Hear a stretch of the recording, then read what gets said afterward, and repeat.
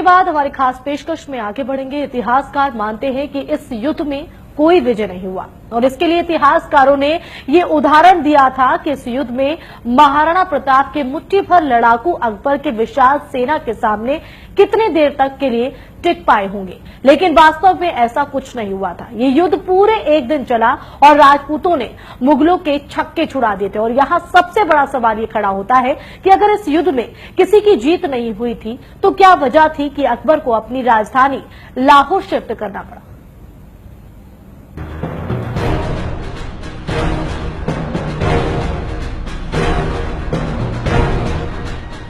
मुगल बादशाह अकबर ने पूरे राजपूताना को अपनी कूटनीति और मुगल सेना के बल पर अपने कब्जे में कर लिया था।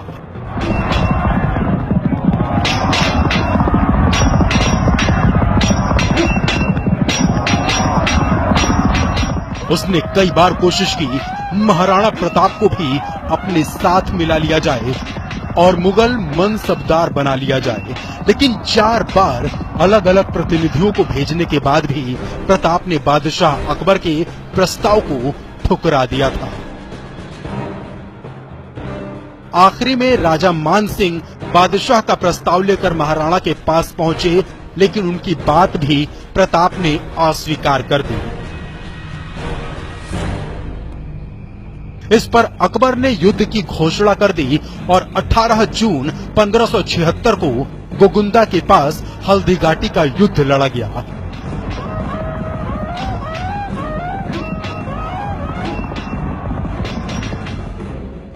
बीस 20,000 की राजपूत सेना के सामने 80,000 मुगल सेना थी, लेकिन महाराणा ने इस युद्ध की व्यूह रचना इस प्रकार से की कि मुगल सेना के खेमे में खलबली मच गई।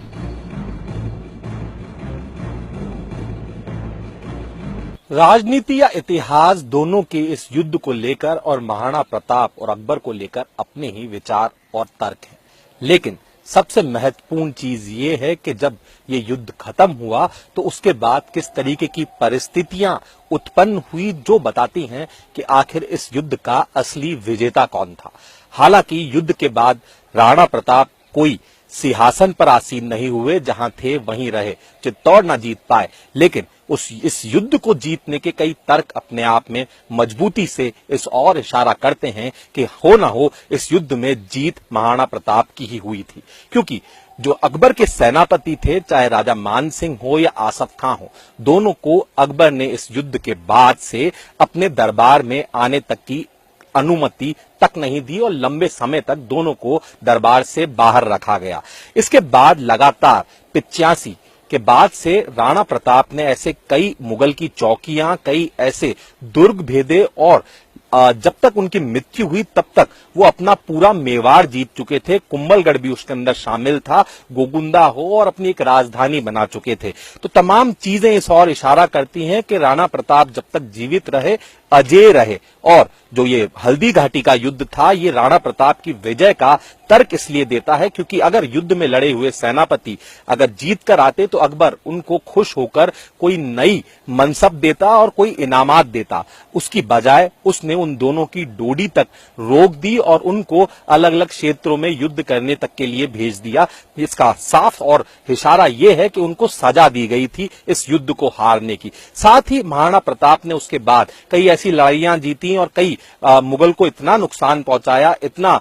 जो उसका पूरा खजाना था उसको नुकसान पहुंचाया, जिसके बाद से अपना राज्य तक स्थापित कर दिया। इससे साफ इशारा यह होता है कि महाराणा प्रताप ही इस युद्ध के, हल्दी घाटी के युद्ध के असली विजेता थे। और हो सकता है पहले के इतिहास में किसी ने कुछ भी पढ़ा हो, लेकिन आज का इतिहास तर्क के ऊपर आधारित है और इन तर्कों के आधार पर यह सिद्ध होता है कि युद्ध निश्चित रूप से महाराणा